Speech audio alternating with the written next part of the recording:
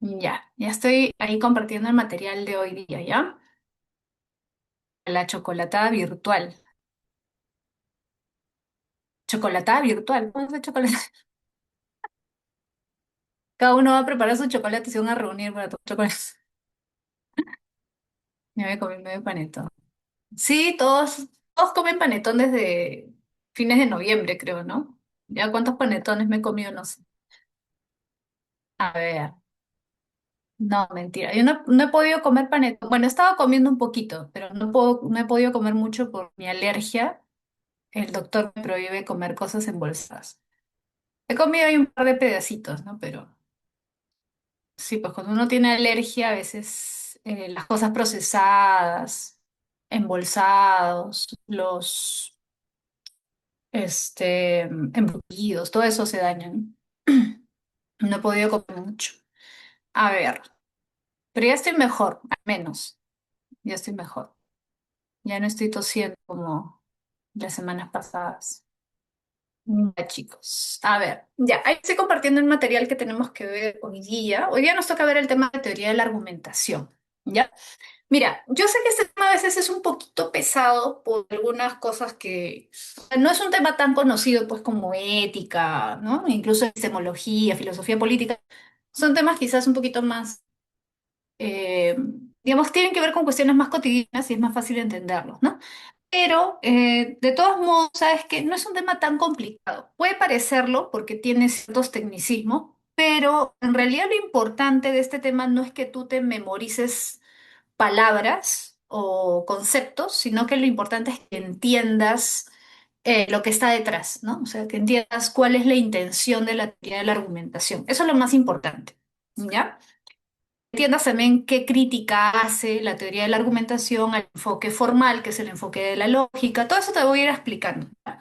Entonces, vamos a comenzar a explicar este tema, que es de alguna forma un complemento del tema de lógica que vamos a dar la próxima semana. Ya es el último tema, me parece, ¿no? Ya del ciclo. Entonces, vamos a comenzar. A ver, mira, si tú buscas en realidad en Internet, puedes buscar esto y vas a encontrar que se llama, en realidad el término completo es teoría de la argumentación jurídica. Ya, teoría de la argumentación jurídica.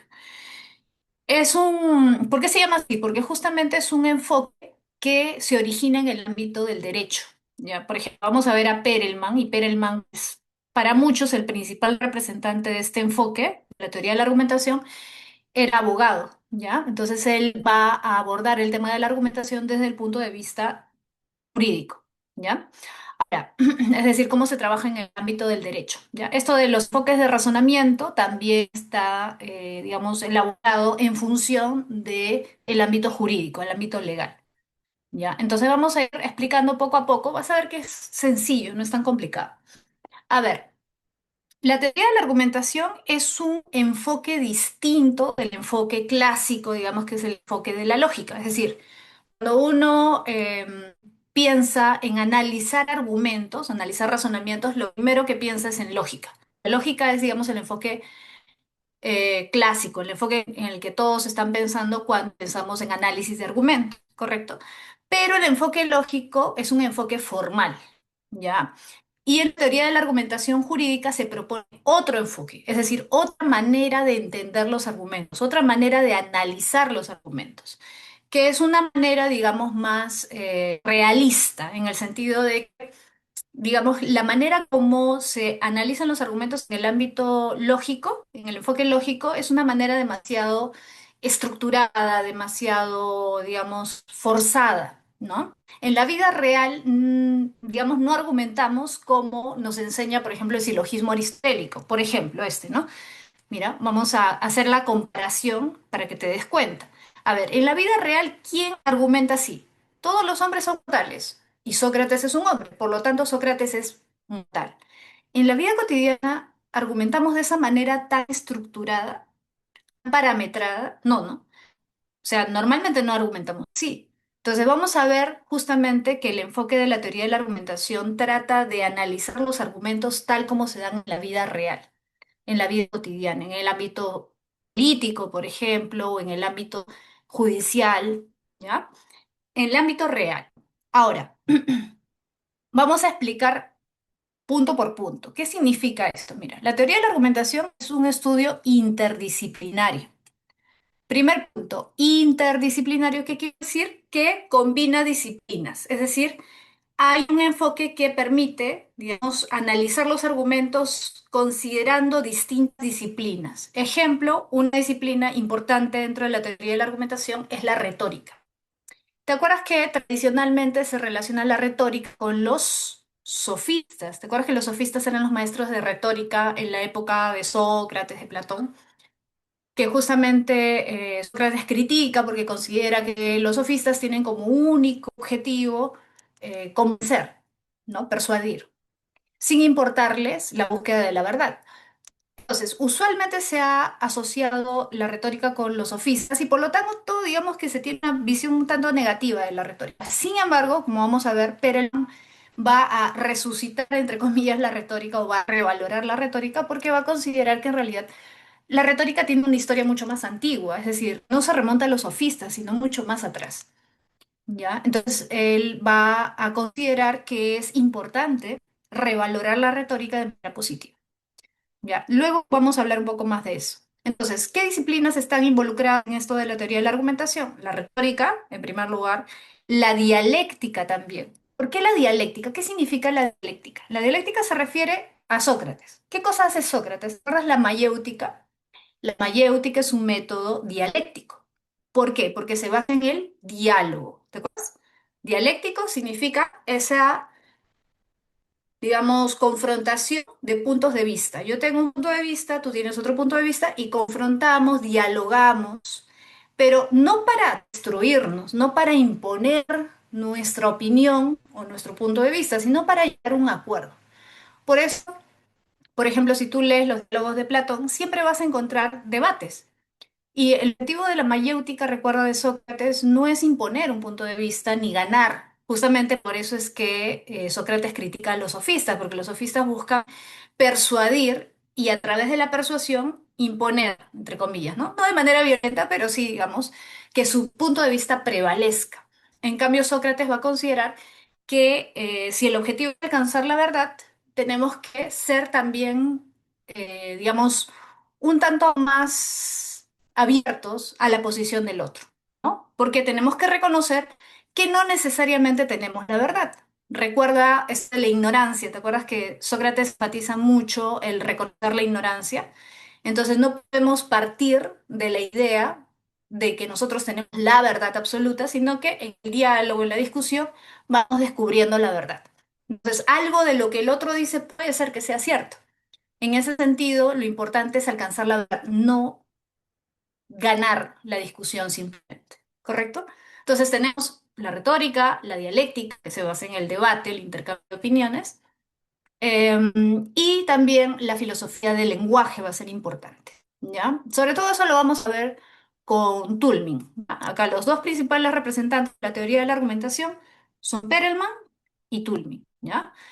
Y Toulmin va a abordar el tema de la argumentación, pero desde un punto de vista más filosófico, digamos, pero ligado al lenguaje, ¿ya? Filosofía del lenguaje. Acuérdate, por ejemplo, de Wittgenstein, que hace todo eh, un estudio del lenguaje y cómo el lenguaje es importante a partir del análisis filosófico, ¿ya?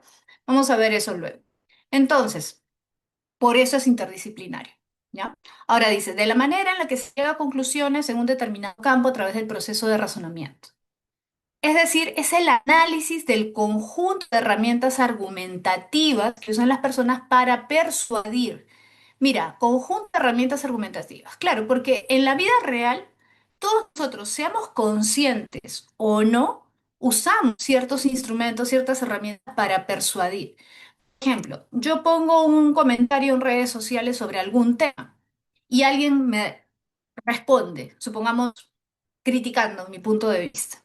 Esa persona, aunque no sea consciente, ¿no? Lo que está buscando también es persuadir a los demás que leen ese comentario de que él tiene la razón. Entonces usamos, consciente o inconscientemente, estamos usando permanentemente herramientas argumentativas. Y una herramienta, por ejemplo, es la retórica, ¿correcto? Entonces, la teoría de la argumentación no, digamos, cancela la retórica como sí lo hace el enfoque formal, que es el enfoque lógico. Recuerda, vamos a ver la próxima semana eso. Recuerda, por ejemplo, que Aristóteles, cuando habla de las falacias, justamente él aborda el tema de las falacias, analiza las falacias para mostrar cómo, digamos, desde un punto de vista lógico, no es adecuado usar cierto tipo de razonamientos, ¿no? Es decir, no son razonamientos válidos, por ejemplo, los razonamientos que apelan a la emoción, por ejemplo, un ad misericordiam, ¿no? Pretender que alguien acepte algo como cierto o correcto por el solo hecho de dar pena. Entonces, eso desde un punto de vista lógico, formal, no tiene ningún sentido, no tiene ninguna cabida. Sin embargo, en la vida real nosotros usamos ese tipo de recursos. ¿Y esos recursos pueden ser persuasivos? Claro que sí. Entonces, la teoría de la argumentación no es que va a aceptarlo, digamos, de manera positiva ni criticarlo, simplemente va a decir, digamos, va a mostrar, ¿no? O sea, no va a calificar como bueno ni como malo, simplemente va a mostrar qué recursos, qué herramientas, qué estrategias usamos en la vida real para persuadir.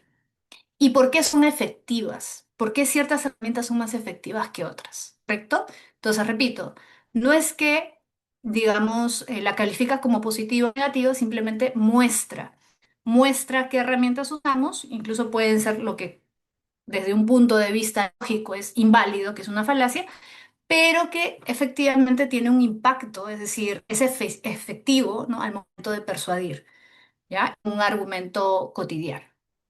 ¿Correcto? Ahora, mira, dice, persuadir a los otros de manera razonable a través del lenguaje.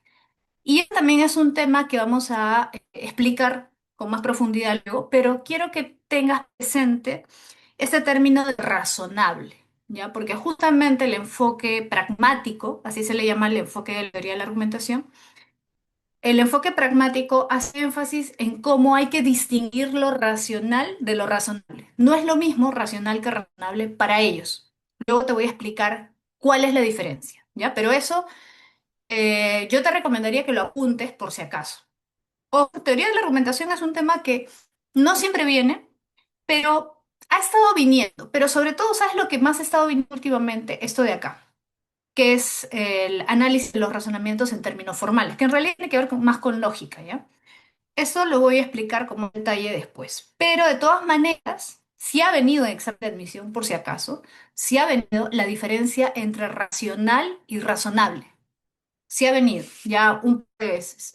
Entonces tienes que saber cuál es la diferencia. Yo te lo voy a explicar ahorita, ¿ya? Entonces, la argumentación, ¿qué cosa es? O sea, la argumentación en general, ¿ah? No estoy hablando de la teoría de la argumentación.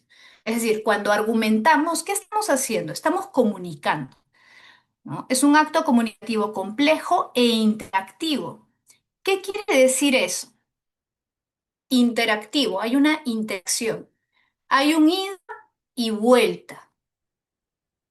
Entonces, primer punto, para la teoría de la argumentación, el problema con el enfoque formal, que es el enfoque de la lógica, es que no tiene en cuenta la interacción, sino que evalúa los argumentos desde un punto de vista, digamos, único. Por ejemplo, esto que te dije hace un momento. Todos los hombres son mortales y Sócrates es un hombre, por lo tanto Sócrates es mortal. Si te das cuenta, ahí no hay ninguna interacción. Yo estoy dando las premisas y la conclusión.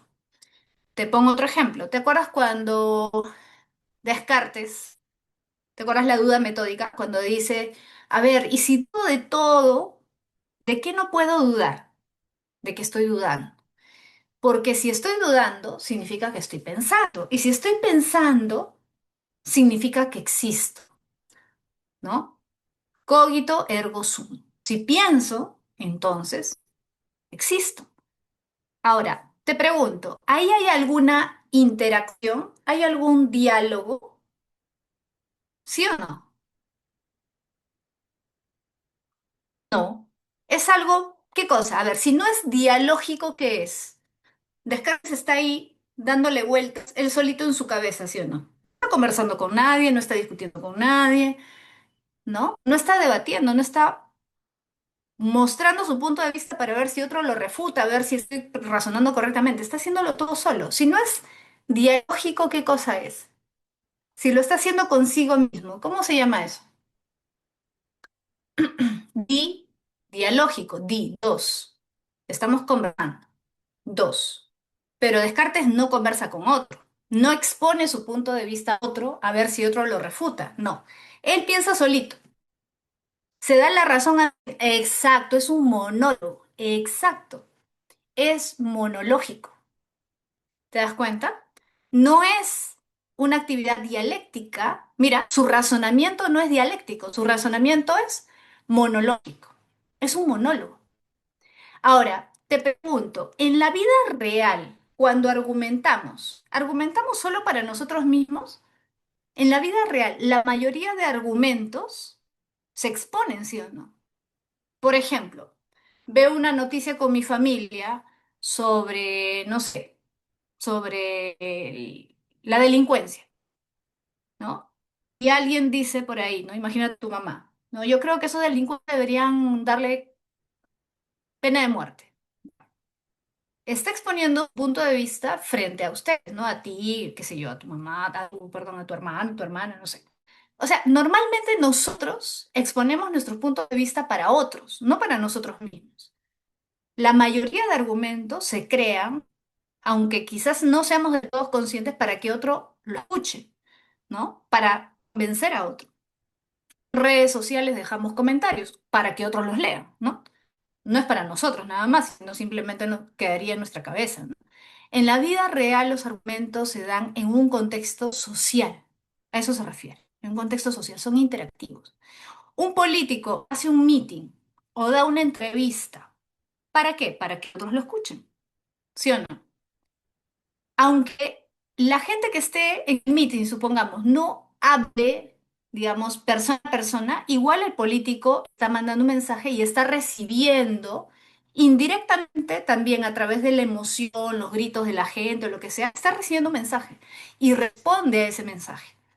Entonces, en la mayoría de contextos, la argumentación se da de manera interactiva, no se da de manera monológica.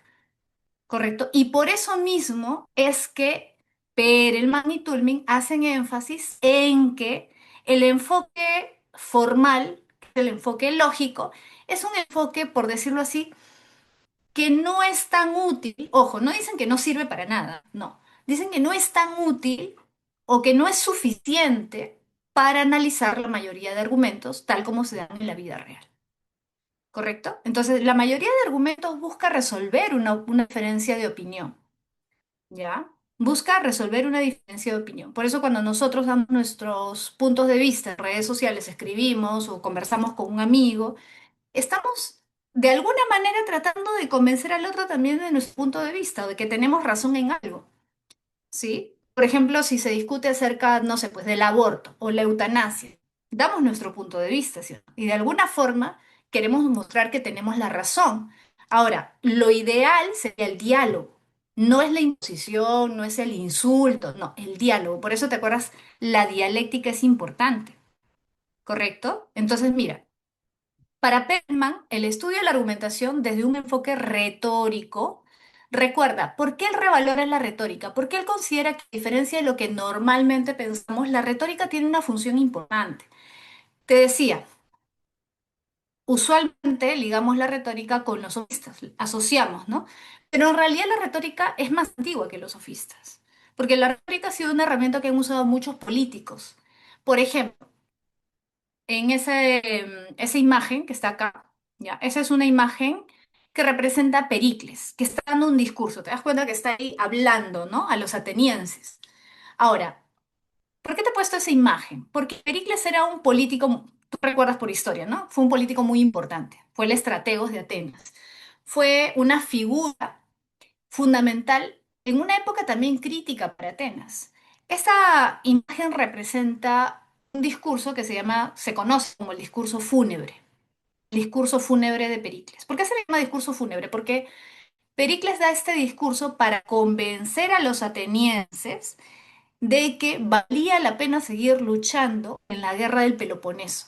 O sea, en ese momento, Atenas y Esparta, ¿te acuerdas? Estaban en conflicto. ¿Y por qué se llama discurso fúnebre? Porque comienzan a llegar los cuerpos de los atenienses muertos en la guerra. Ahora, imagínate tú, imagínate que fueras un ateniense y llega el cuerpo de tu hermano muerto, o el cuerpo de tu hijo, ¿no? O el cuerpo de tu padre. Entonces, Atenas está en una situación crítica porque está perdiendo la guerra. Estaban perdiendo la guerra y de lo que se da cuenta Pericles es de que la gente está desmoralizada. O sea, ya quiere tirar la toalla. Dice, ya la guerra, ya, pues ya, ¿qué vamos a hacer? Vamos a seguir perdiendo gente, ¿no? Pero Pericles justamente va a dar un discurso en ese contexto para elevar la moral de la gente. Estamos perdiendo, sí, pero vale la pena seguir luchando también.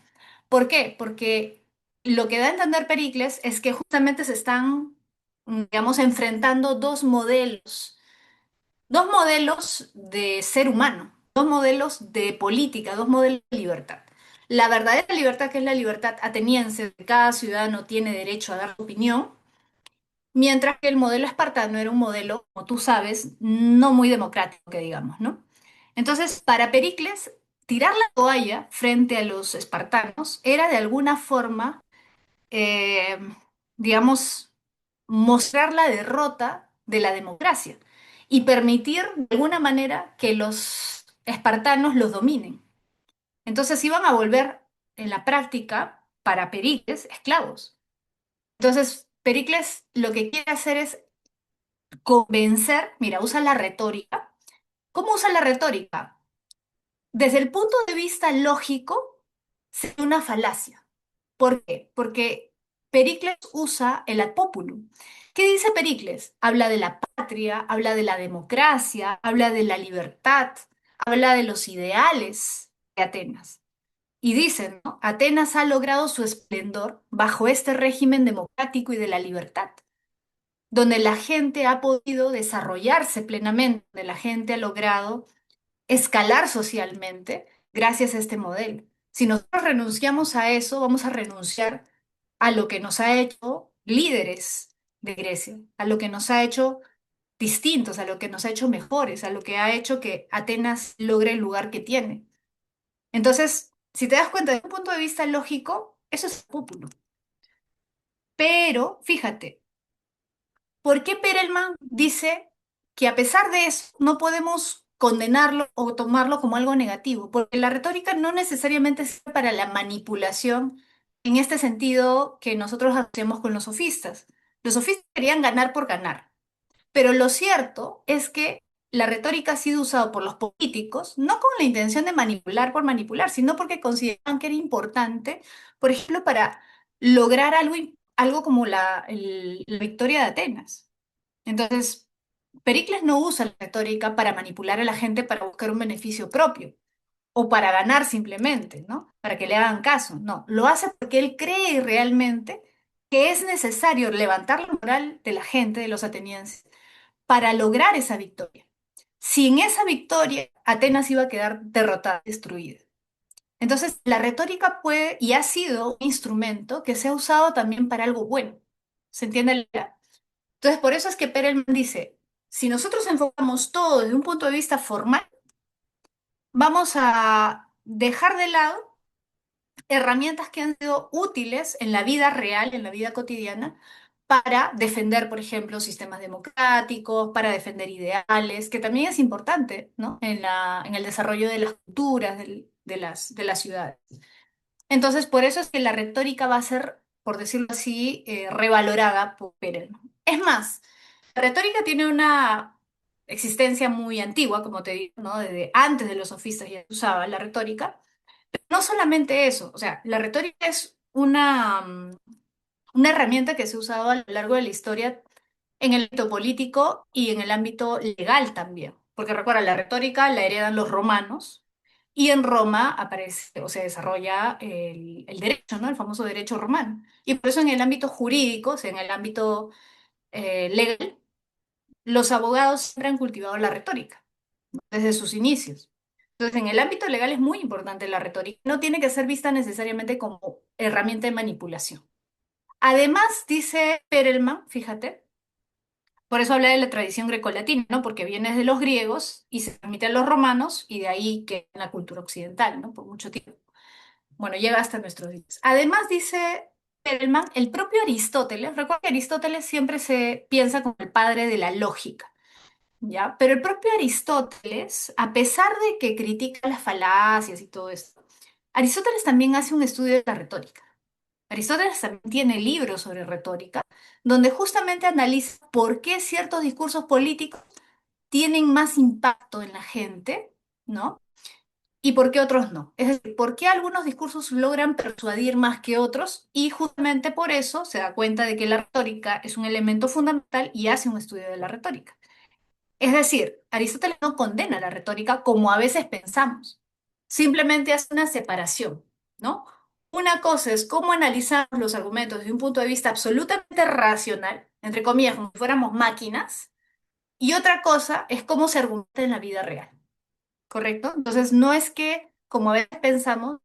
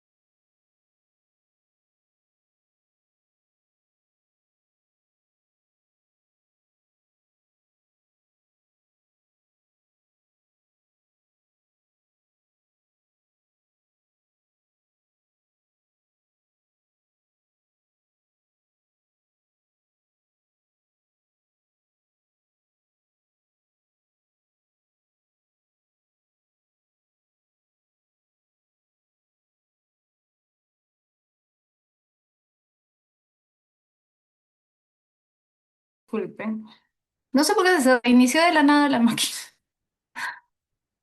Se apagó solita y se volvió a prender. Ya.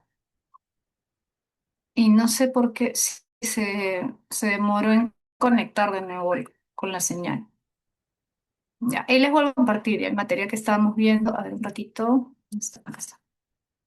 Ahí les vuelvo a compartir. Se reinició de la nada. Nunca me había pasado con esta máquina.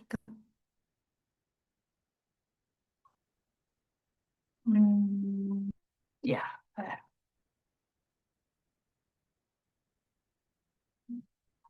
¿Ya se está viendo? Sí. Ay, ¿qué estoy mostrando? A ver, un ratito, un ratito. Ya, ahí está. Ya, ya chicos. Entonces, estábamos acá. ¿ya? Entonces, les estaba diciendo, para Perelman, esta crítica a la retórica de alguna forma está injustificada. Por lo que ya te comenté, ¿no? Porque en realidad la retórica ha sido una herramienta que se ha usado mucho antes de la aparición de los sofistas. No ha sido una herramienta necesariamente de manipulación. Y una prueba de eso, de alguna forma, es también que Aristóteles valoró la retórica, ¿no? Incluso Aristóteles tiene escritos sobre retórica donde muestra la importancia de las herramientas retóricas para alcanzar la persuasión en el ámbito práctico, es decir, en el ámbito político, en el ámbito social. Ya te mencioné también la importancia de la dialéctica, ¿no? La dialéctica y la retórica son fundamentales. Ahora, la retórica es importante para la persuasión, ¿correcto? Ya. Es importante para la persuasión para llegar a acuerdos. Por ejemplo, Pericles cuando da su discurso fúnebre, él no quiere imponer, porque él podría como líder tratar de imponer su decisión. Lo que él quiere es tener el apoyo de la gente. O sea, no tomar una decisión por sí mismo, sino que la gente entienda que eso que él propone es lo mejor digamos, para el masa en general. No, no lo está haciendo como una decisión particular por un beneficio propio porque realmente cree que es lo que más le conviene a Atenas, ¿no? Y quiere el respaldo de la gente para tomar esa decisión. Ahora, el diálogo, la dialéctica, justamente un poco va en esa línea también. O sea, se complementa con la retórica, porque la dialéctica implica llegar a acuerdos, no imponer un punto de vista, sino llegar a acuerdos, ¿correcto? Ahora, mira, esta es la característica central de toda argumentación. Y acá está la diferencia entre racionalidad y razonabilidad. Ahora que te había dicho que no es lo mismo racionalidad que razonabilidad, no es lo mismo racional que razonable. ¿Por qué? ¿Te acuerdas que hace un momento te hablé de Descartes? ¿Te acuerdas? Estábamos comentando que Descartes tiene, digamos, esta forma de razonamiento monológico.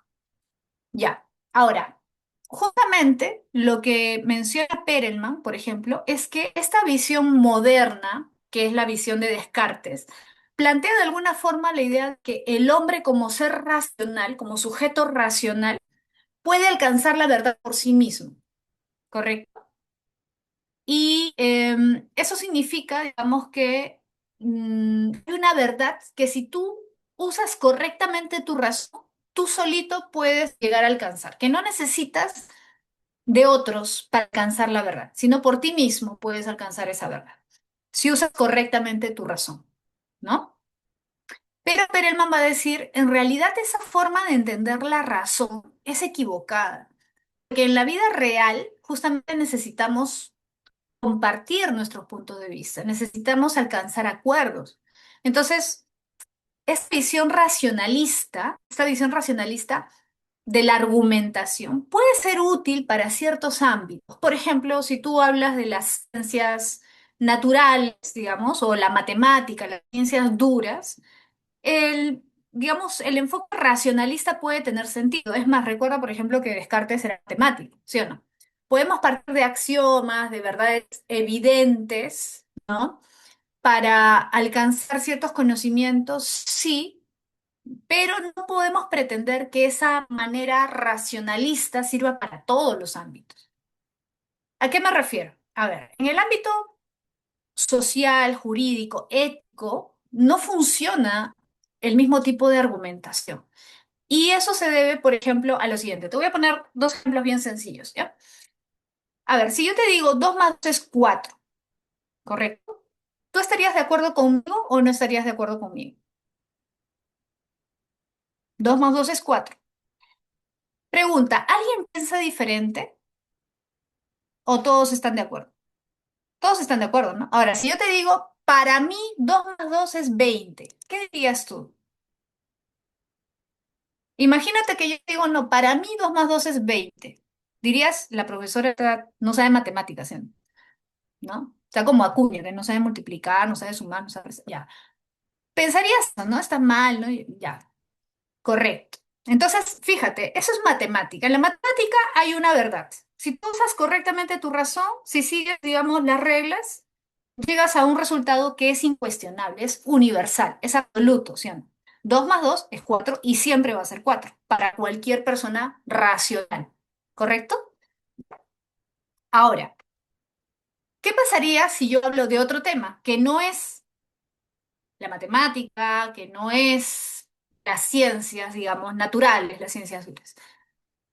Supongamos que estamos hablando de cuestiones éticas, jurídicas, sociales, por ejemplo, la eutanasia, ¿sí? O el aborto. Y yo te dijera, por ejemplo, yo creo que el aborto debería ser absolutamente legal, debería estar permitido en todos los casos. Pregunto, ¿todos estarán de acuerdo conmigo o no? ¿Estarían todos de acuerdo conmigo? Algunos sí y otros no. ¿Sí o no? Fíjate cómo las opiniones acá se dividen, ¿correcto? Un montón de gente va a estar a favor y un montón de gente va a estar en contra. Quizás 50-50 o por ahí. Ahora, ¿por qué se da eso? Mira, piensa, quiero que entiendas el sentido. Quiero que entiendas el sentido. A ver, ¿por qué a veces la gente se mata con este tipo de discusiones? Porque tú debes haber visto en redes sociales la gente se insulta, ¿no? Dice de todo cuando ve una opinión distinta de la suya sobre esta afirmación. O sea, el que está a favor del aborto ve que alguien está en contra y dice, ah, eres un tal por cual, eres un tonto, eres un idiota, no te das cuenta, ¿cómo no te vas a dar cuenta de esto? Y ataca a la persona, ¿sí o no? Ya. Muy bien, Flavia, por una falta de tolerancia. Pero fíjate, justamente ahí hay una relación, ¿ah? Entre esto de la razonabilidad y la tolerancia. Y al revés también, ¿no? El que está en contra del aborto escucha a los que están a favor del aborto y dicen, ah, eres un tarado, eres un asesino. O sea, cada uno se cierra en su punto de vista y no está dispuesto a cambiar. Ahora, eso es lo que pasa con la mayoría, ¿sí o no? Con la mayoría. Ahora, eso no significa que debamos quedarnos en eso, en ese, digamos, en esa confrontación. Porque, a ver, te pregunto, ¿esta confrontación es saludable? ¿Es buena? ¿Es positiva? ¿Es productiva? No, al contrario. Esa confrontación no nos lleva a nada. Ahora, si nosotros queremos realmente resolver los problemas, ¿es necesario llegar a acuerdos o no? Sí. Entonces no podemos cerrarnos completamente. Y ahí viene la razonabilidad.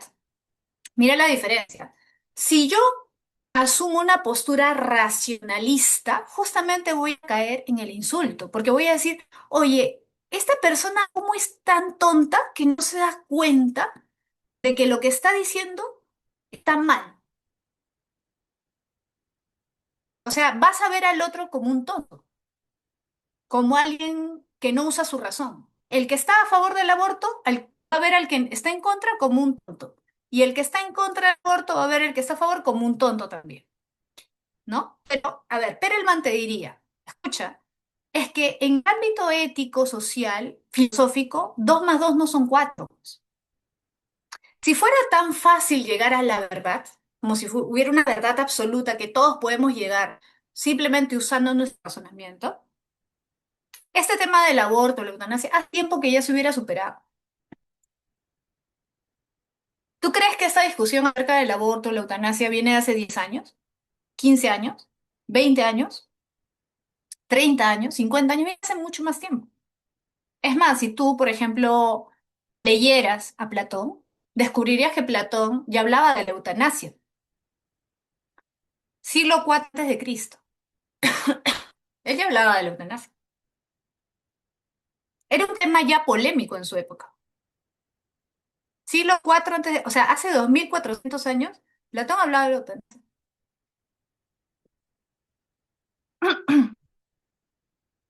Entonces, ¿se entiende más o menos la idea? Lo que quiero llegar es que son ámbitos muy distintos. El ámbito de las matemáticas, las ciencias naturales, donde si usamos las reglas adecuadas, si usamos correctamente nuestra razón, vamos a llegar a la verdad, digamos. ¿Correcto? Ahora, el error es pensar que así como usamos nuestra razón y llevamos una verdad evidente racionalmente en el ámbito de las ciencias naturales, matemáticas, si hacemos lo mismo en el ámbito social, también vamos a llegar a verdad, una verdad absoluta. Entonces, Perelman dice, en ese ámbito social, jurídico, ético, filosófico, no llegamos a una verdad absoluta. Y el riesgo, justamente, es que si pensamos que sí, que si somos seres racionales y usamos correctamente nuestra razón, vamos a llegar a una verdad absoluta, el riesgo es que justamente, si tenemos esa idea, vamos a llegar a tomar posturas completamente radicales e intolerantes con los demás. Y no vamos a llegar a acuerdos. Entonces, por ejemplo, supongamos que yo estoy en contra del aborto, ¿ya? Es normal que hayan posturas opuestas, pero lo que dice Perelman es, o sea, al final, como son cuestiones prácticas que se tienen que resolver, ¿ya? Tenemos que llegar a soluciones, porque estos temas afectan a personas concretas, con nombre y apellido. Entonces, supongamos que yo estoy en contra del aborto, pero supongamos que estamos debatiendo en el ámbito judicial y tenemos que resolver un caso específico. Supongamos que una adolescente ha sido violada, quedó embarazada, ¿correcto? Su vida corre peligro, ¿ya? Entonces, ese caso particular requiere una solución. Supongamos que ella quiere abortar, porque su vida corre peligro y porque el embarazo ha sido producto de un trauma. Entonces, la cuestión ahí es, yo estoy en contra del aborto, pero ¿puedo entender la otra posición? ¿O debo cerrarme en mi posición y decir, el aborto debe estar prohibido en todos los casos? ¿O puedo darme cuenta de que en ese caso particular, bueno, en ciertos casos podría aceptar? En el caso de que sea producto de una violación, una niña, esté en riesgo de la vida de la madre. ¿Se entiende la idea? Entonces, esa es la cuestión. La cuestión es que hay que ser razonables. Razonable significa no que yo creo que tengo la verdad absoluta o que vamos a llegar a una verdad absoluta, no, sino que hay que evaluar, estar dispuesto a dialogar, estar dispuesto a entender el otro punto de vista también, para llegar a soluciones concretas, ¿correcto? Entonces, a eso se refiere. Entonces, ¿por qué justamente en el ámbito legal hay esas, digamos, peculiaridades, ¿no? En muchos países el aborto es legal, pero no es que sea legal de manera absoluta, ¿o sí? No. Por ejemplo, si tú tienes, o sea, pues 4 meses de embarazo, aunque estés en un país muy liberal, no puedes abortar, ¿correcto? Se puede hasta cierta semana, por ejemplo, ¿no? Entonces, hay ciertas restricciones. Entonces, fíjate, no es que tú dices, ya, el aborto es legal y hagámoslo legal, ya, aunque tenga 8 meses de embarazo, no. O el aborto es ilegal y en ningún caso puede abortar. No importa si es una niña, no importa si está en peligro su vida, no importa. No. Porque justamente esos extremos crean intolerancia. Entonces, lo que da a entender Perelman es justamente que en estos ámbitos se tiene que buscar consensos. Y se tiene que buscar consensos justamente a partir de lo que es razonable, sin pretender que vamos a llegar a la verdad absoluta, porque eso llevaría a tratar de imponer un punto de vista. ¿Se entiende? Por eso dice, es una actividad que va más allá de la lógica formal, porque en la lógica formal, 1 más 1 es 2, ¿correcto? En la lógica formal, o sea, si tú analizas un argumento desde un punto de vista formal, todos los hombres son mortales, Sócrates es un hombre, por lo tanto, Sócrates es mortal. 1 más 1 es 2. Si premisa 1 es verdadero y premisa 2 es verdadero, entonces la conclusión es verdadera. ¿Se entiende, no? Entonces, justamente eso es lo que trata de evitar la teoría de la argumentación jurídica, darle otro enfoque. Un enfoque más realista, ¿correcto? Ahora, Turing, Turing es otro de los representantes de la teoría de la argumentación, pero como ya te dije, él enfoca el tema desde un punto de vista más de la filosofía del lenguaje, ¿no? De la filosofía del lenguaje. Y habla acerca de la pretensión, es decir, cómo cuando usamos ciertos términos, cuando argumentamos, puede cambiar el sentido de lo que decimos. Una pequeña variación en las palabras que usamos puede cambiar el sentido. Por ejemplo, dice Tulmin, cuando nosotros, no sé si tú has escuchado en los medios de comunicación, ¿no? Por ejemplo, un periodista dice, el, el presidente regional de tal provincia habría malversado fondos. Una cosa es decir habría y otra cosa es decir ha malversado fondos. O sea, una cosa es afirmar y otra cosa es insinuar, ¿no? Es más, dice Tulmin, muchas veces, y eso es parte de una investigación que incluso se ha hecho, ¿no? La gente es más receptiva a un mensaje cuando no se lo das de manera contundente, sino cuando se lo insinúas. Y justamente muchas veces eso hacen los abogados o se hace en el ámbito jurídico. ¿Por qué? Porque parte del discurso también consiste en esto, en escoger adecuadamente las palabras. Tiene un impacto, aunque nosotros quizás no seamos conscientes cuando estamos escuchando un alegato o un discurso, el tipo de palabras que usa alguien tiene un impacto en nuestra manera de recibir el mensaje. Entonces, las palabras, el lenguaje que usamos también es importante. Las palabras que elegimos también son importantes para lograr una persuasión mayor. ¿Correcto? Aparte de eso, fíjate, dice, esta es la hipótesis que se formula para resolver un caso, ya que es consecuencia de la experiencia. Ya, mira, acá la experiencia también es importante. Es decir, no solamente, no solamente que un argumento tenga una estructura lógica es importante para convencer. También es importante otras cosas, la experiencia acumulada por el derecho. ¿A qué se refiere eso? En el ámbito del derecho también importa la experiencia acumulada. Lo que ustedes quizás han escuchado alguna vez como precedente jurídico. ¿Han escuchado precedente jurídico? Por ejemplo, el caso de Ana Estrada. No sé si te acuerdas del caso de Ana Estrada que pidió que se le concediera la eutanasia. Ya, ¿por qué fue un tema tan polémico? Fue un caso muy polémico. Habían abogados que estaban a favor y habían abogados que estaban en contra. Los que estaban en contra, ¿por qué estaban en contra?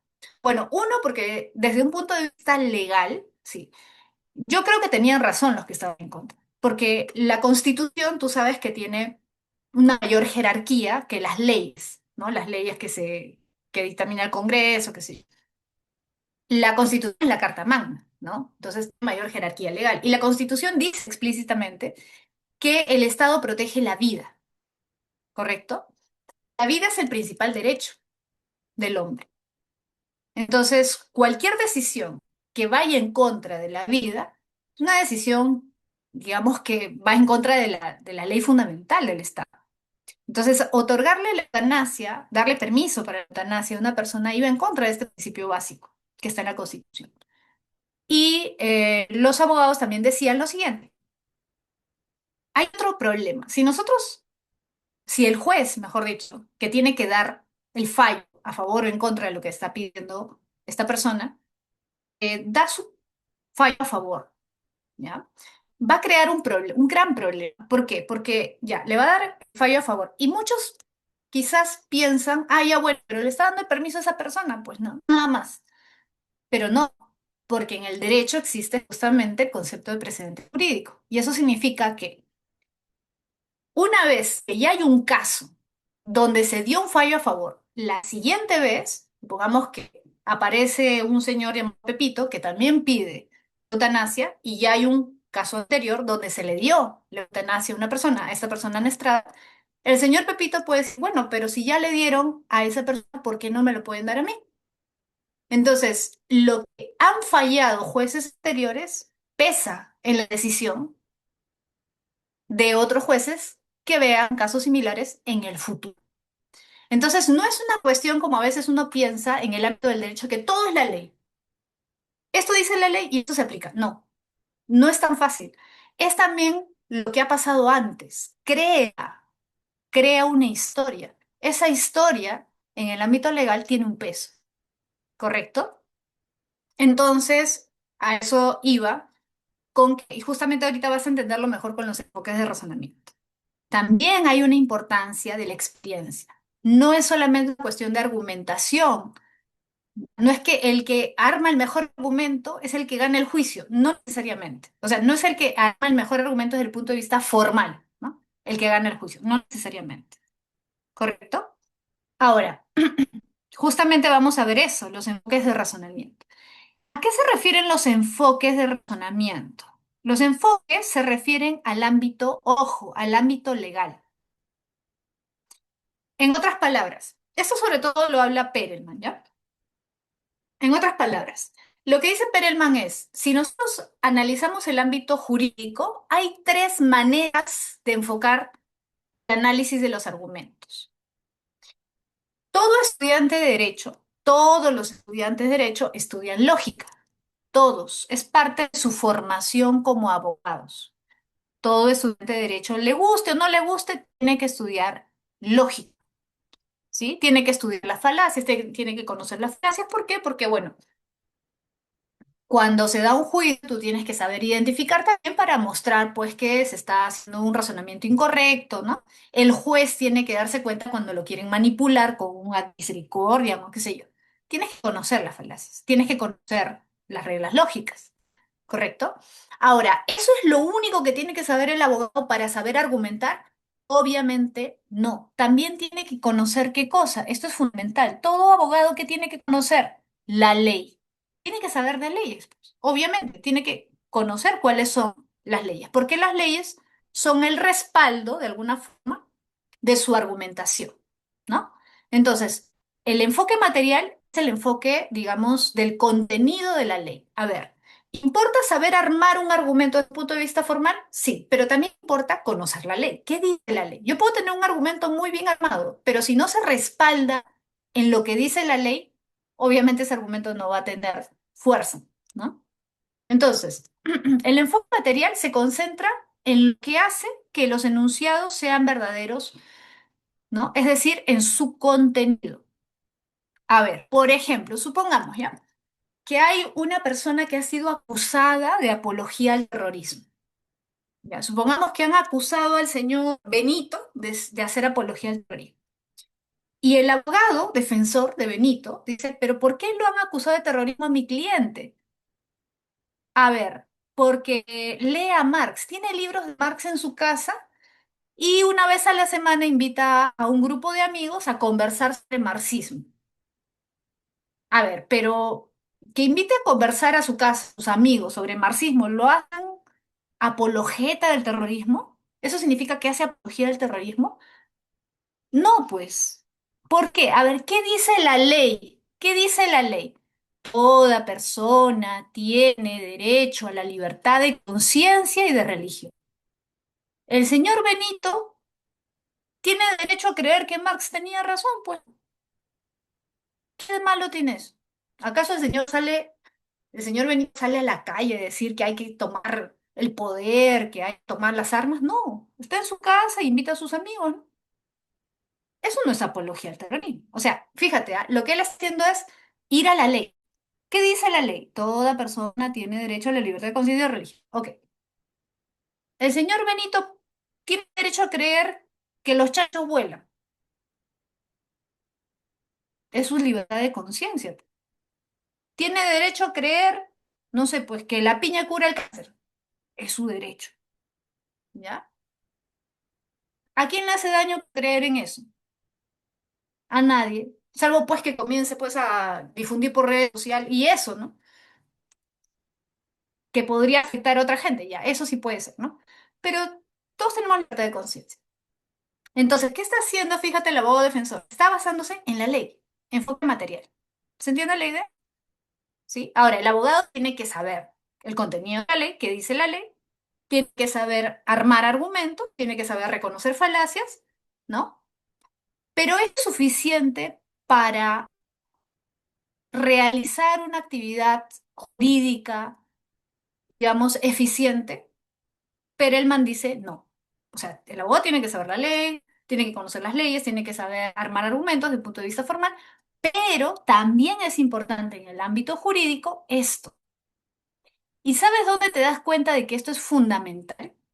Te das cuenta de que esto es importante, sobre todo cuando se dan casos tan peliagudos, tan controvertidos como el tema del aborto, la eutanasia, la pena de muerte, todos estos temas éticos. ¿Ya? Entonces, mira. El enfoque pragmático dice, ojo, Perelman no dice hay que eliminar los otros. No, el abogado necesita los tres enfoques.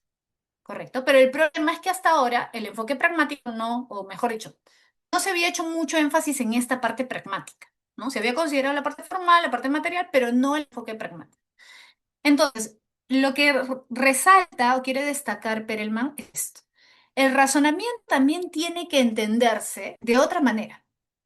No basta con que el razonamiento sea formalmente lógico, no basta con que el razonamiento tenga un respaldo legal. También es importante alcanzar la persuasión, ¿ya?, para llegar a acuerdos. Lo que te decía hace un momento, ¿no? Si nosotros nos cerramos en nuestra postura, no llegamos a ningún acuerdo. En cambio, si cedemos y tratamos de entender el punto de vista opuesto, podemos llegar a acuerdos. Ok, no vamos a legalizar el aborto para todos los casos, pero hay ciertos casos donde podríamos ceder considerando que es mejor para la persona, para esa persona específica, sí o no. Sí. Ya, entonces justamente ahí está el tema, ¿no? El debate acerca de la eutanasia no puede llegar a una verdad definitiva. Mira, no podemos pretender llegar a la verdad absoluta, pero debemos buscar lo que es más favorable y conveniente para las personas, porque al final estas decisiones tienen impacto en personas concretas.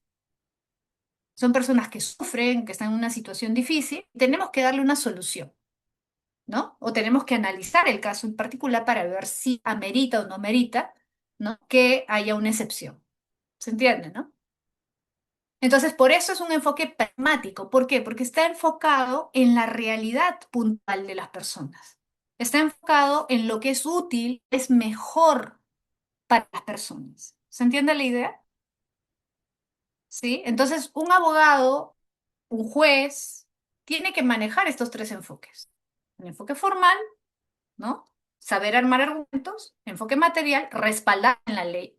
No significa saltarse esto, ¿ah? Tiene que también tener un conocimiento de la ley, pero además también tiene que considerar lo que es mejor o lo que es más adecuado para las personas o los casos específicos.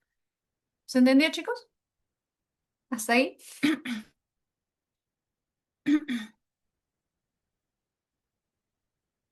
Recuerden, ¿ah?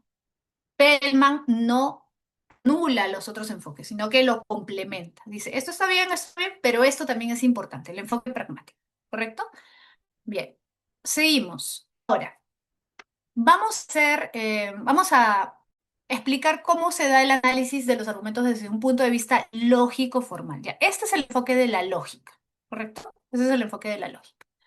A ver, desde un punto de vista formal, ojo que esto han preguntado varias veces en examen de admisión, ¿ya?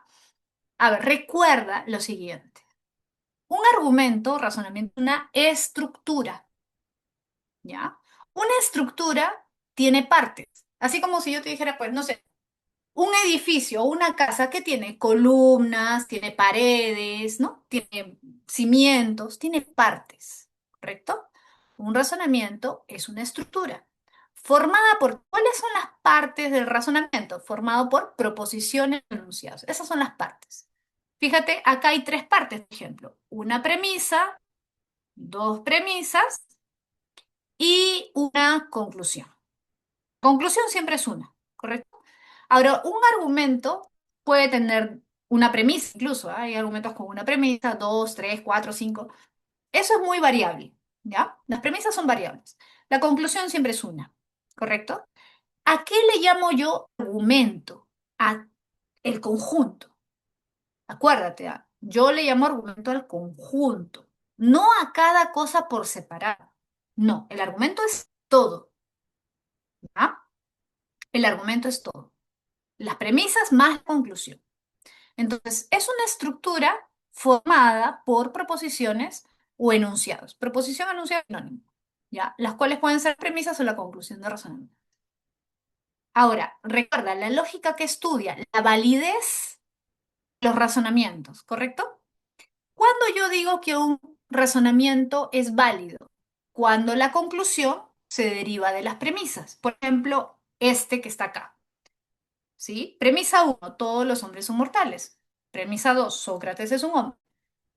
Conclusión, por lo tanto, Sócrates es mortal. Pregunta, ¿este argumento es válido o no es válido? Hay que preguntarte. ¿La conclusión se deriva de las premisas, sí o no? Sí se deriva de las premisas. ¿Qué quiere decir eso? Si las premisas son verdaderas, ¿la conclusión tiene que ser verdadera o no? Sí, ¿correcto? Es un argumento válido. Es un argumento válido. Ahora, mira, el argumento es válido, ¿correcto? Ahora, yo te pregunto, si yo dijera, no sé, vamos a poner un caso X, ¿ya? Jorge es médico y siempre les dice a sus pacientes que cuiden su alimentación, pero Jorge tiene sobrepeso. Por lo tanto, todo lo que dice Jorge no tiene ningún valor. Pregunta, ¿ese argumento es verdadero o es falso?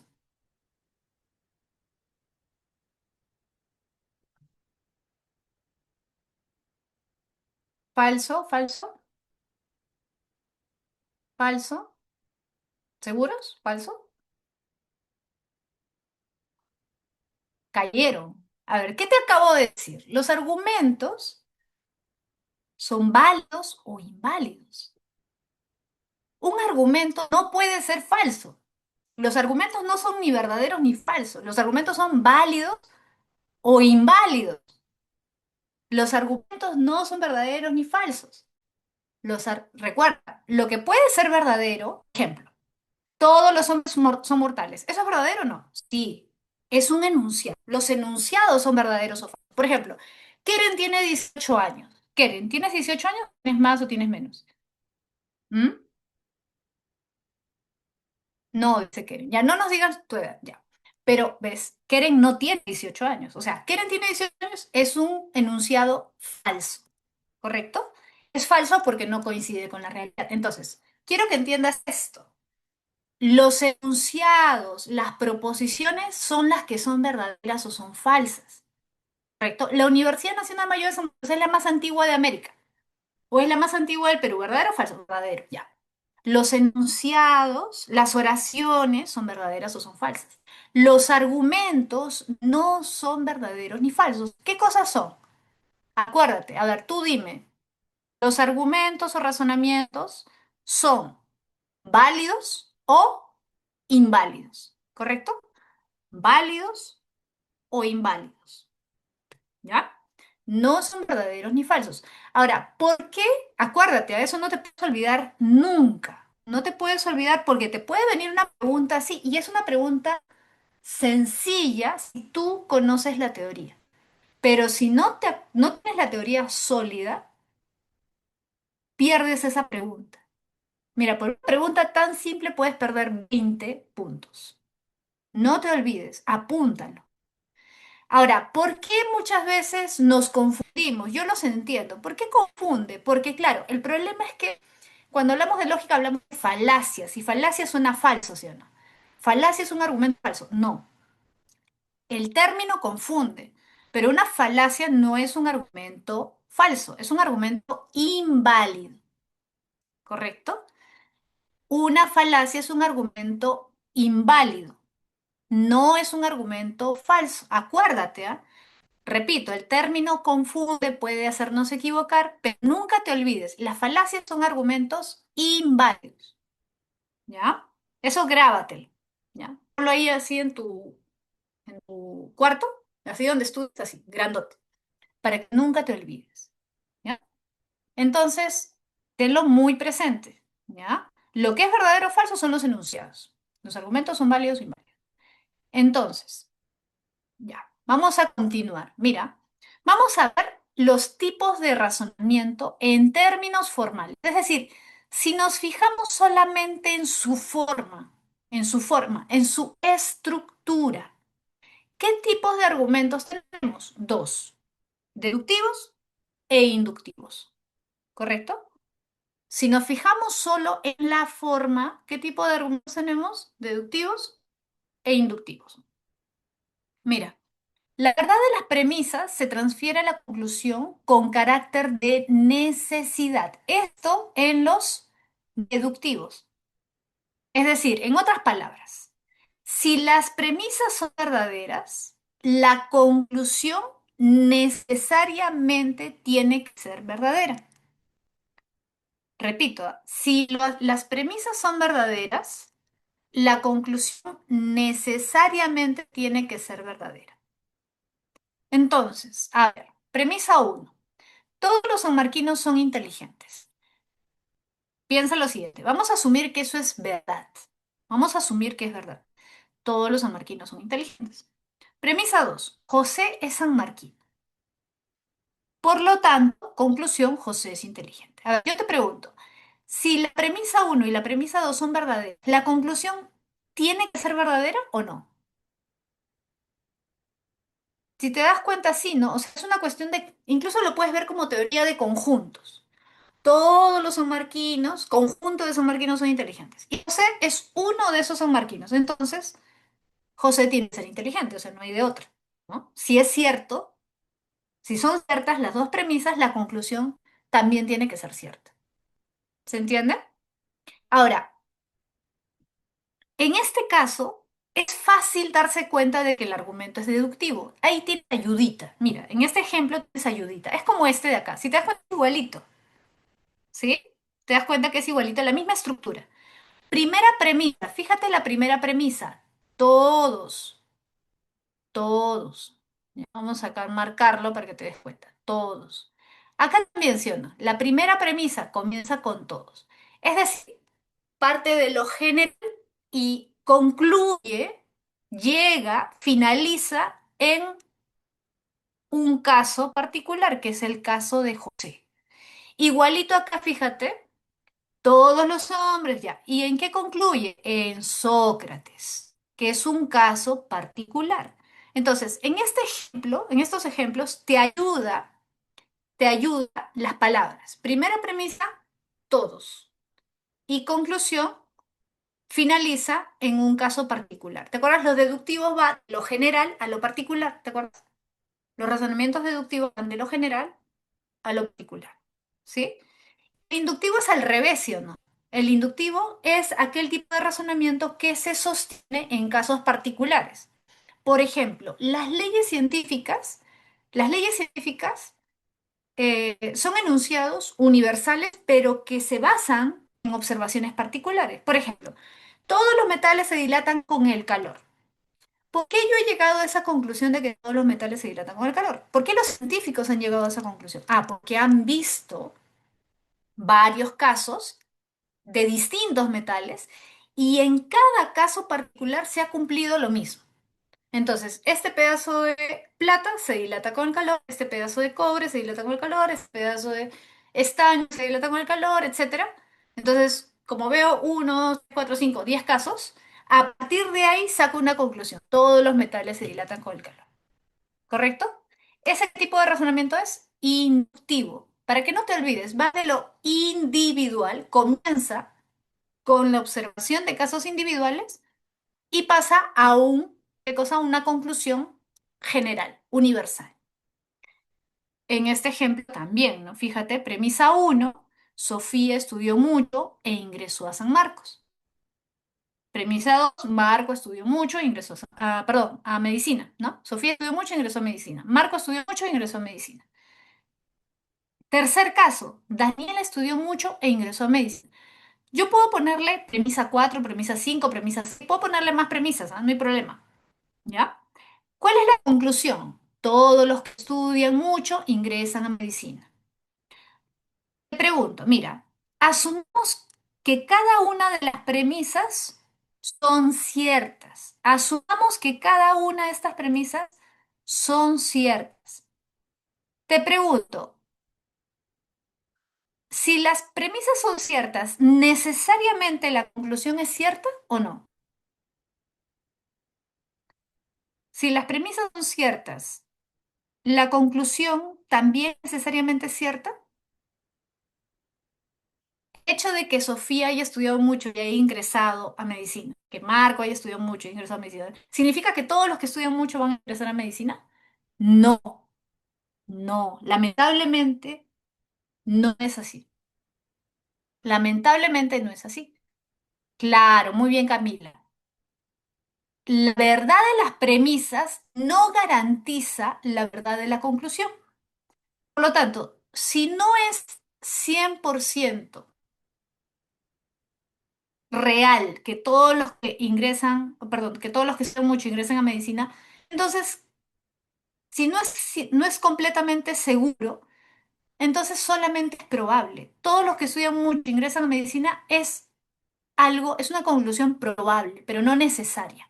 Entonces, ¿qué quiere decir eso? Que la verdad de las premisas se transfiere a la conclusión sin carácter de necesidad.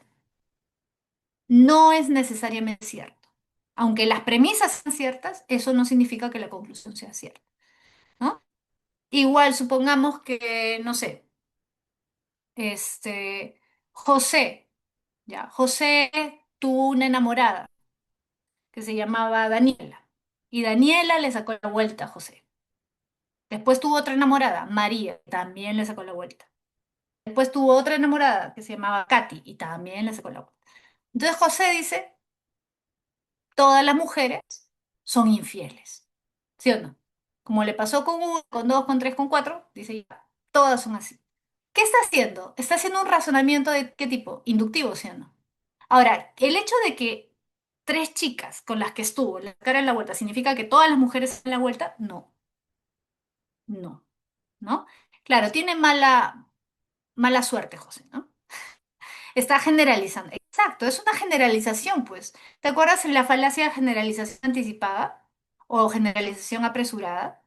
¿No? Cuando a partir de ciertos casos, tres, cuatro, cinco casos, decimos todos son así, ¿no? Ya, eso es, exactamente. Entonces no podemos afirmar algo universal a partir de casos particulares, ¿correcto? Eso es un razonamiento inductivo. Eso se llama razonamiento inductivo. ¿Correcto? Entonces, en pocas palabras, para resumir, ¿qué diferencia los razonamientos deductivos de los razonamientos inductivos? Profesora, ¿y qué pasa si no es tan evidente la forma? Porque, ojo, puede ser que un razonamiento deductivo no te aparezca así tan fácil, todos los sanguíneos, porque si te aparece así, tú lo identificas al toque y dices, ah, esto es deductivo, así como este de acá. Lo identificas rápido. Pero ¿qué pasa si no tienes esta ayuda? ¿Cómo me doy cuenta? ¿Cómo me doy cuenta?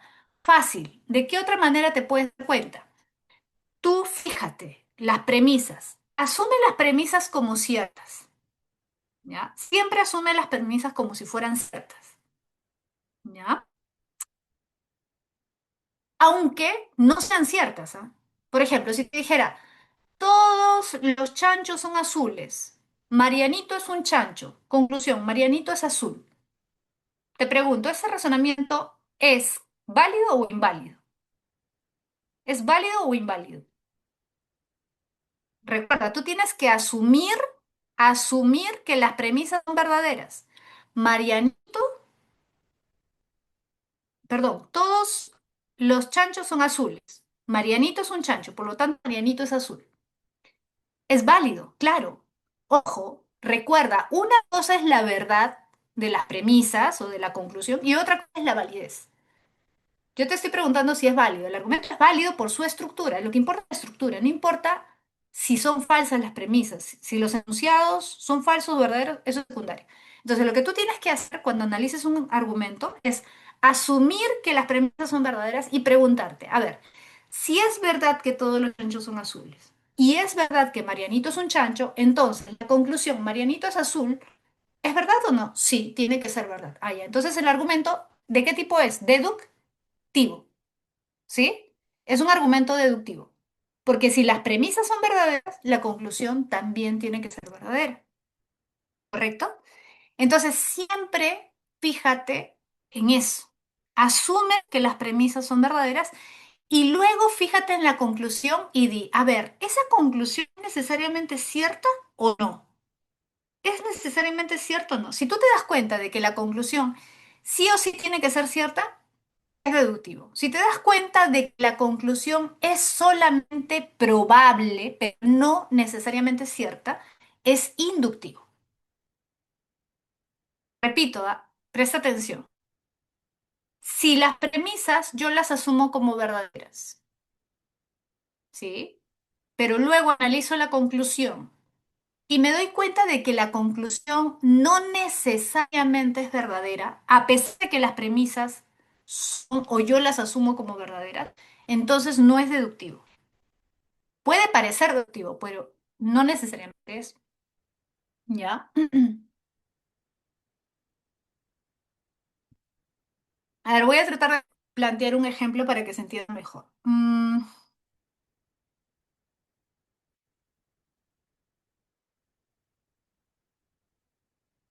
A ver, a ver, a ver.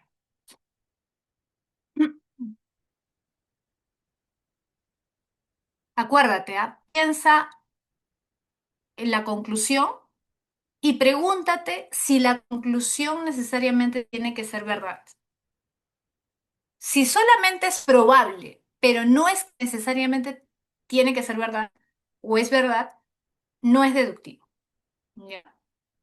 A ver, vamos a poner un ejemplo, a ver, ¿qué dices tú? A ver, ¿qué pasa si yo digo, todos los infieles, todos los infieles se ponen perfume y salen de noche? ¿Ya? Todos los infieles se ponen perfume y salen de noche. ¿Ya? Enrique se pone perfume y sale de noche. ¿Ya? Por lo tanto, Enrique es infiel. A ver, piensa, piensa, piensa, piensa. Vamos a asumir que es cierto que todos los infieles se ponen perfume y salen de noche. ¿Ya? José se pone perfume y sale de noche.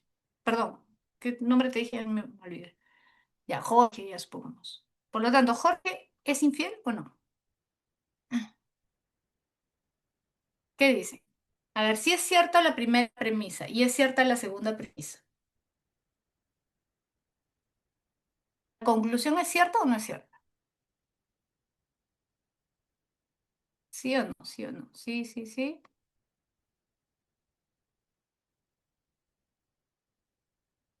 ¿Sí?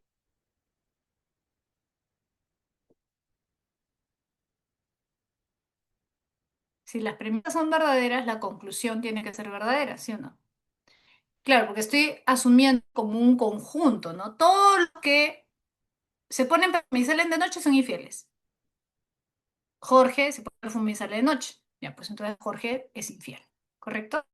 Ya, entonces siempre tienes que analizar las premisas y la conclusión. Si las premisas son verdaderas, la conclusión también tiene que ser verdadera. Pero siempre asume las premisas como ciertas, ¿ya? Entonces, fíjate bien en eso. Si la conclusión necesariamente es cierta, es deductivo. Si la conclusión es solamente probable, pero no cierta, es inductivo, ¿ya? Seguramente por ahí vamos a encontrar ejemplos en la práctica, ¿ya? Vamos a seguir. Entonces, solamente para recordar, el argumento es una estructura, acuérdate, es una estructura en la que se hace afirmaciones para demostrar lo planteado, ¿no? Qué partes tiene el argumento o el razonamiento? Tiene premisas, ya sabes eso. Tiene un conector de inferencia.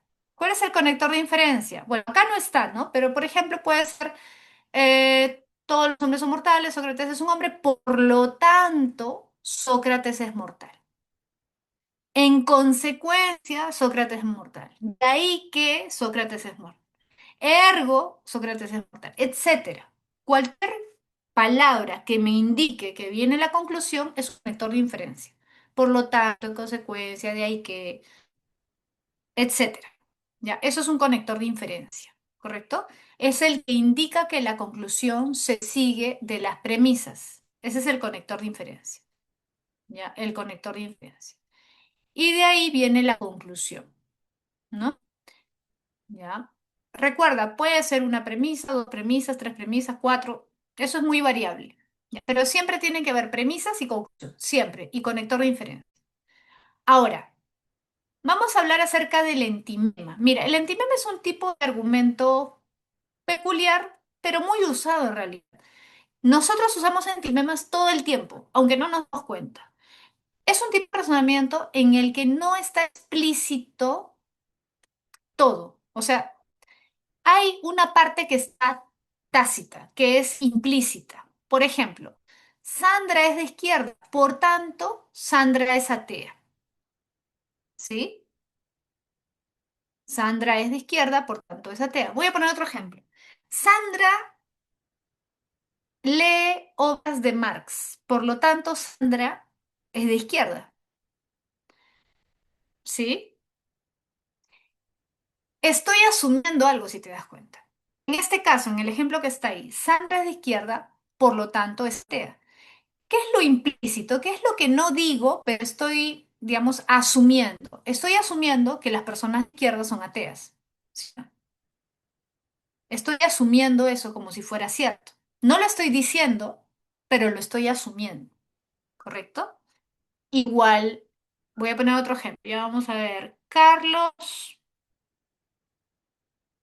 a ver, supongamos que digo, Carlos no debería ser profesor porque Carlos no tiene paciencia. Carlos no debería enseñar porque Carlos no tiene paciencia. ¿Eso también es un antimema, sí o no? Sí, también es un antimema. ¿Por qué es un antimema? A ver, ¿qué es lo implícito? ¿Qué es lo tácito? A ver, piensa. Carlos no debería enseñar porque Carlos no tiene paciencia. ¿Mm? Los profesores son los que tienen paciencia y no deben enseñar. ¿Ya? ¿Seguros? A ver, a ver, a ver. A ver, pregunta. Mira, acá te lo he ordenado este de acá, pero quiero que ordenes el que yo te acabo de decir. Carlos no debería enseñar porque Carlos no tiene paciencia. Pregunta, ¿cuál es la conclusión? Tú tienes que saber identificar premisas y conclusión. Eso es algo básico que tienes que saber hacer. Y es más, ya ha venido en examen de admisión. No creas que te va a venir ordenadito, ¿ah? No necesariamente. Te pueden poner un par de líneas donde hay premisas y conclusión, o una premisa y una conclusión, y te van a preguntar. Ya ha venido así. ¿Cuál es la conclusión de lo que yo te acabo de decir? Carlos no debería enseñar porque Carlos no tiene paciencia.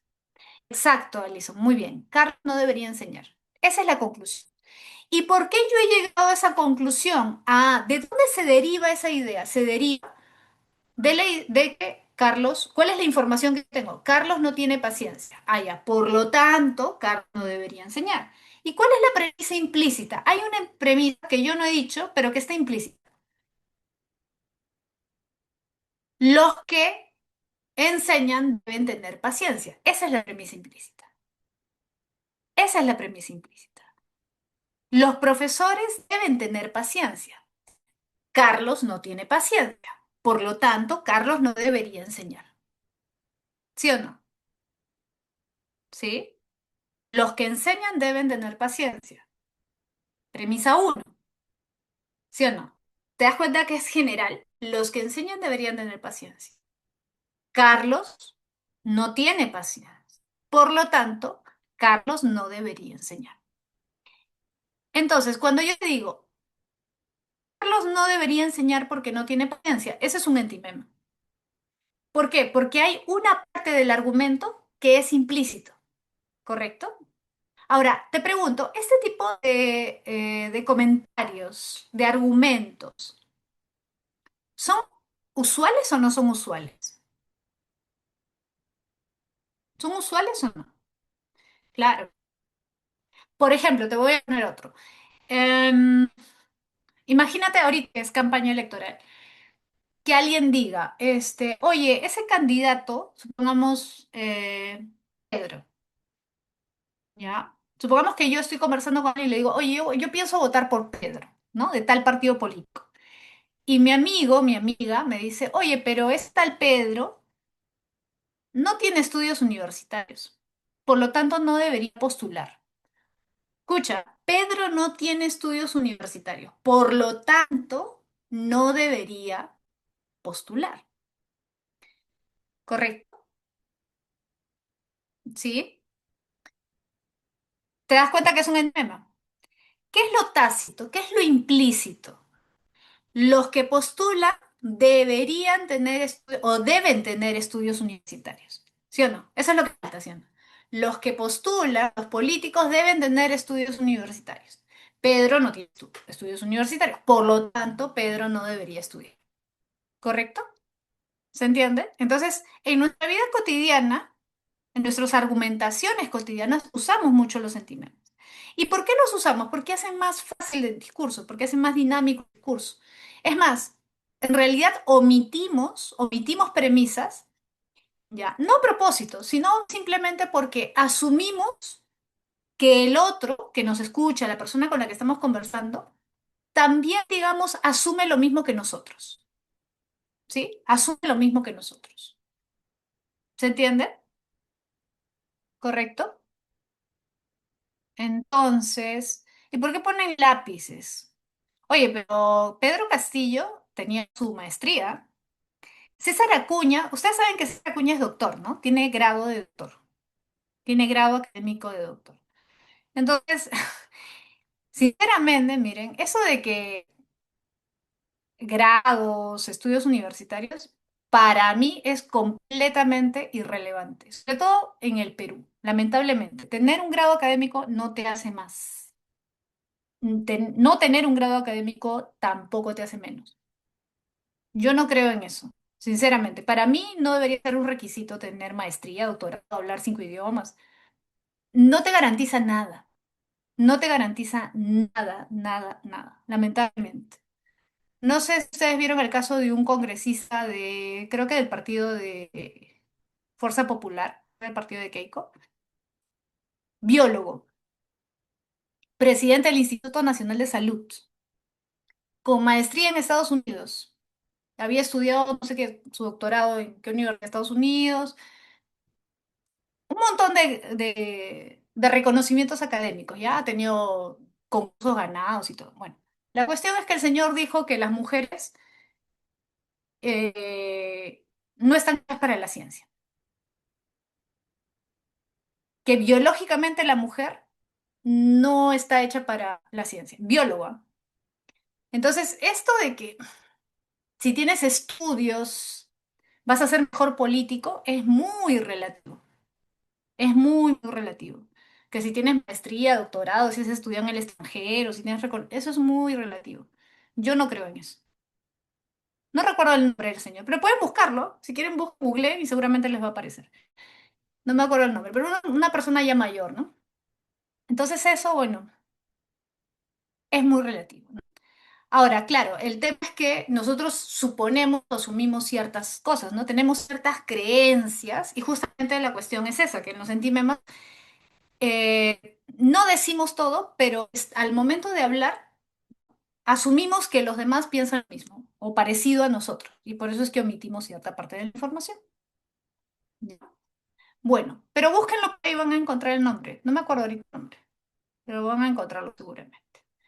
Entonces, recuerda, el endimema, ¿qué cosa es? Es un tipo de razonamiento donde hay una parte de estructura que está como escondida, está tácita, porque asumimos que el otro piensa de manera parecida, entonces como que no es necesario decirlo, ¿no? No es necesario decirlo, ¿correcto?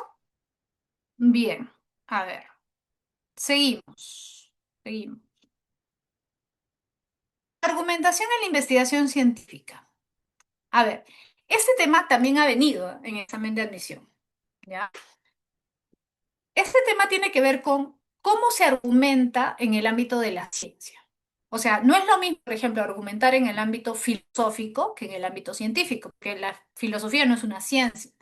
Entonces, por ejemplo, si tú haces una tesis en filosofía, tú no puedes hacer pues experimentos o basarte en evidencia empírica, ¿no? Porque la filosofía no se basa en evidencia empírica, la filosofía se basa en razonamientos. Es absolutamente teórica. Entonces, la argumentación en la investigación científica tiene sus propias características, que no tiene la argumentación filosófica, que no tiene la argumentación jurídica, que no tiene la argumentación ética, porque son áreas distintas, son áreas diferentes, son campos diferentes. Entonces, ¿cómo deberíamos argumentar en el ámbito científico? ¿Cómo se argumenta? Supongamos que tú estudias biología y tienes que hacer una tesis para egresar, ¿no? De la universidad, para tener tu título como biólogo, tienes que hacer tu tesis. ¿Qué cosas tienes que hacer cuando investigues? A ver, primero, cuando tú hagas tu tesis, se supone que vas a plantear una pregunta, ¿no? Un problema que vas a tratar de resolver en tu tesis. Entonces, ¿para qué sirve la argumentación en el ámbito científico? ¿Para qué sirve, perdón, la investigación científica? Sirve para explicar fenómenos que aún no han sido explicados, en el ámbito natural como social. O sea, también, por ejemplo, en la historia. La historia es una ciencia social, la arqueología es una ciencia social. Entonces, un historiador, un arqueólogo, un biólogo, un químico, un físico, trata de explicar cosas que aún no han sido explicadas. Para eso sirve la investigación científica, ¿correcto? Para eso haces una tesis. Ahora, lo que tú plantees tiene que estar respaldado por evidencia empírica, claro, porque estás haciendo ciencia, sea social o sea natural, ¿ah? Por ejemplo, la historia es una ciencia social. Si yo soy un historiador y planteo algo, ¿lo que planteo tiene que estar respaldado en evidencia o no? Claro. Aunque sea una ciencia social, tiene que haber alguna evidencia de lo que estoy diciendo. Por ejemplo, si yo soy un historiador y planteo que Chile le ganó la guerra a Perú, la guerra del Pacífico, porque Chile tuvo apoyo de parte de Inglaterra, un apoyo importante. Yo tengo que mostrar evidencia que respalde esa hipótesis, ¿sí o no? Tengo que mostrar documentos, una carta, por ejemplo, no sé, pues de un general inglés hablando con un general chileno donde le dice que le va a mandar armas, qué sé yo, o que están llegando a tal fecha generales para apoyar al bando chileno. O sea, tengo que tener alguna forma de evidencia para verificar lo que estoy planteando, ¿no? Para que sea válido lo que estoy planteando, ¿correcto? Tiene que haber alguna evidencia, ¿sí? Bien. Ahora, cuando yo hago la investigación, tengo que ceñirme a ciertas normas desarrolladas por la comunidad científica. ¿Qué quiere decir eso? Que yo no puedo hacer mi investigación como a mí se me da la gana. Yo tengo que seguir ciertas pautas, ¿correcto? Tengo que seguir ciertas pautas. Entonces, por ejemplo, si supongamos otra área, ¿ya? Supongamos que yo hago mi tesis en psicología.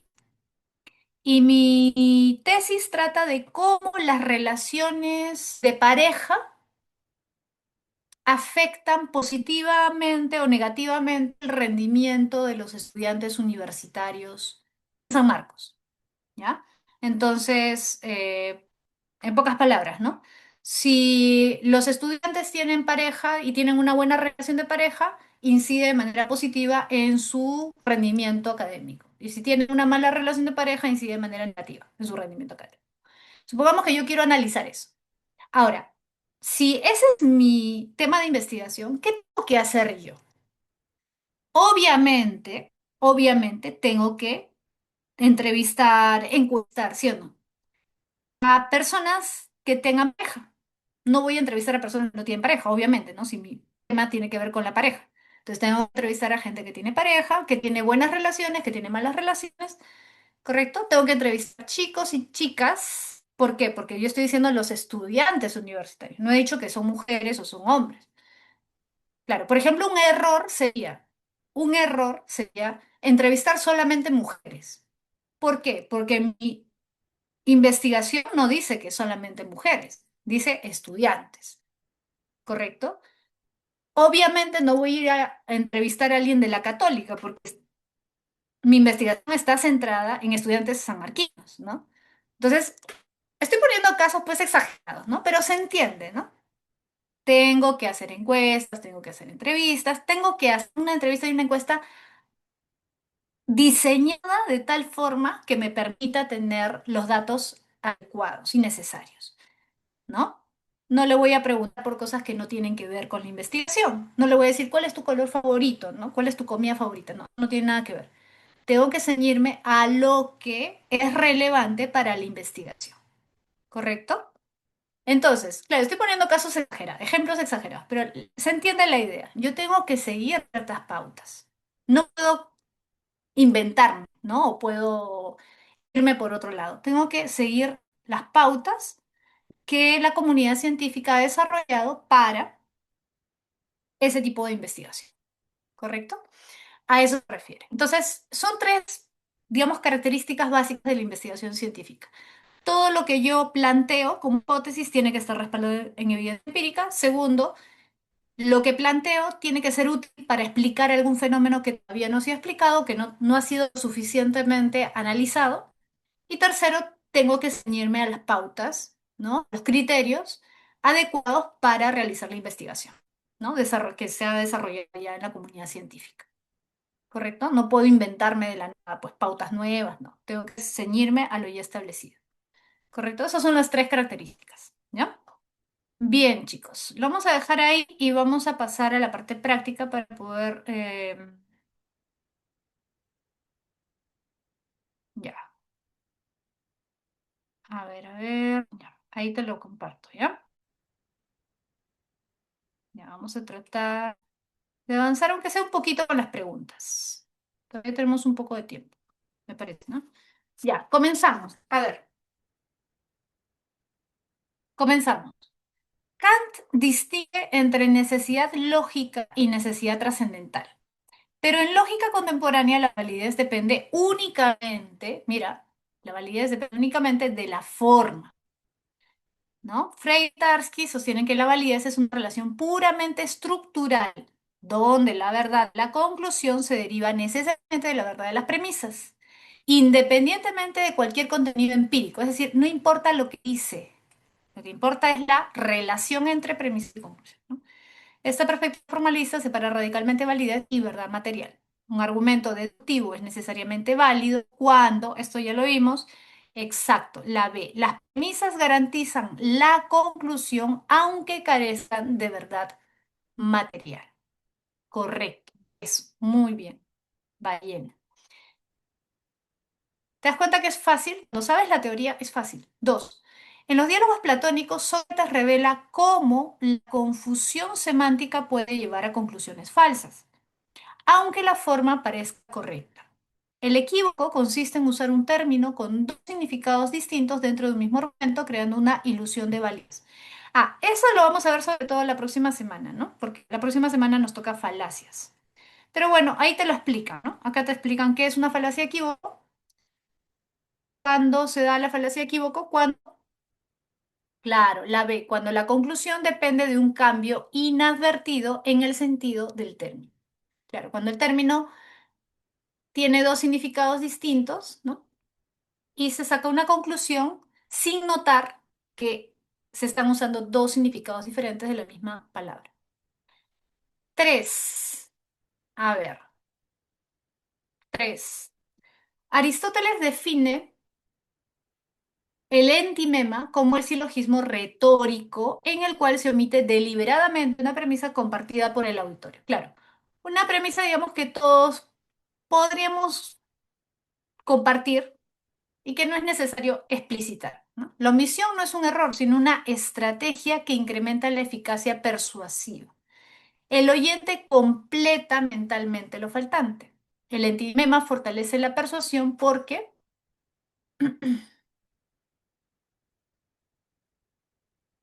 claro, la ve, ¿no? Porque, eso muy bien, hace que el auditorio complete la premisa implícita. Ujú. Claro, este completar mentalmente no es algo completamente consciente. Y justamente porque no es consciente, es que es más persuasivo. No nos damos cuenta, ¿no? A ver, cuatro. Un estudiante de filosofía expone el siguiente razonamiento para explicar por qué cree que está lloviendo. Si llueve, entonces la ropa se moja. La ropa está mojada, por lo tanto, está lloviendo. Este tipo de inferencia ha sido discutida desde la lógica estoica hasta la lógica moderna, pues depende de un error formal. Ojo, hay un error conocido como afirmación del consecuente. La condición suficiente no garantiza ser también condición necesaria. El ejemplo presentado corresponde a un argumento. Mira, la condición suficiente no garantiza ser también condición necesaria. ¿Qué quiere decir eso? Condición, condicional, condicional. Si llueve, entonces la ropa se moja, ¿no? Ya, esa es la primera premisa. La ropa está mojada. Por lo tanto, está lloviendo. Premisas y conclusión. Premisa uno, premisa 2, conclusión. ¿Correcto? Esta es la conclusión porque ahí está el indicador de inferencia. Por lo tanto, es el indicador de diferenciación. Ahora, fíjate, la condición suficiente no garantiza ser también condición necesaria. Pregunta, si no garantiza la necesidad de la conclusión, ¿será deductivo? ¿Sí o no? ¿Mm? ¿Será deductivo?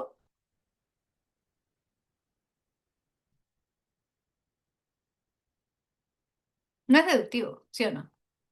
No es deductivo. Claro, es inválido y te lo está diciendo desde el inicio, ¿no? Porque te está diciendo, mira, este tipo de inferencia ha sido discutido desde la lógica estoica hasta la moderna. Pues depende de un error. Es un argumento inválido. ¿Por qué es inválido? A ver, si llueve, entonces la ropa se moja. La ropa está mojada, por lo tanto está lloviendo. Pregunta, ¿necesariamente la ropa está mojada porque está lloviendo? La ropa puede estar mojada por múltiples razones, ¿sí o no? Una es que esté lloviendo, otra es que mi vecina tiró un baldazo de agua a mi patio y mojó mi ropa, ¿sí o no? Claro, no necesariamente el hecho de que la ropa esté mojada significa que haya llovido, no necesariamente, ¿ya? Entonces es un razonamiento inválido, ¿correcto? Razonamiento inválido. Pregunta 5. Roberto explica que existen diversos criterios para clasificar argumentos. Si empleara exclusivamente el criterio formal, distinguiría dos tipos de argumentos según la estructura inferencial y no por su finalidad ni contenido. Lo que ya vimos, ¿no? Argumentos deductivos e inductivos. Entonces, uno, bajo el criterio formal se distinguen argumentos deductivos e inductivos, pues se basa en el criterio de relación, en el tipo, perdón, de relación entre predictos. Correcto, eso es correcto. Dos, simples y complejos no constituyen una clasificación formal, pues depende de la cantidad. Exacto. Ya te dijo. ¿Cuáles son los tipos de argumento? Tú ya sabes, ¿no? Según su forma, dos, deductivos e inductivos. Entonces, esto no constituye una clasificación formal, pues depende de la cantidad de premisas, sino, sí, correcto. Tres, la distinción entre argumentos vinculados y divergentes responde a la estructura del soporte premisial, por lo que no forma parte del criterio formal. Correcto, correcto. Argumentos vinculados y divergentes es un tipo de clasificación formal, no. Cuatro, el criterio formal excluye categorías como matemáticos y legales, ya que éstas dependen de su contenido eh, temático. ¿Sí o no? El criterio formal excluye categorías como matemáticos y legales, ya que éstas dependen de su contenido temático. Sí, eso es cierto. A ver, ¿cuál es? Acá se nos ha colado una. A ver, ¿cuál es incorrecta? Simples y complejos no constituye una clasificación formal, pues depende de la cantidad de premisas, no del tipo de inferencia. Mm, a ver,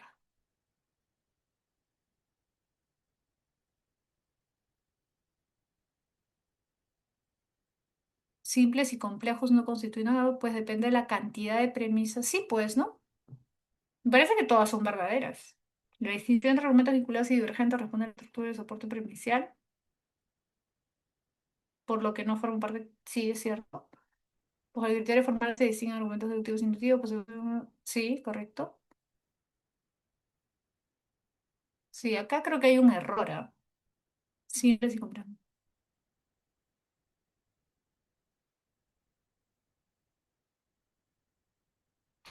Sí, acá en realidad todas son correctas. Sí, hay un error, todas son correctas. La premisa uno es correcta, 2 es correcta.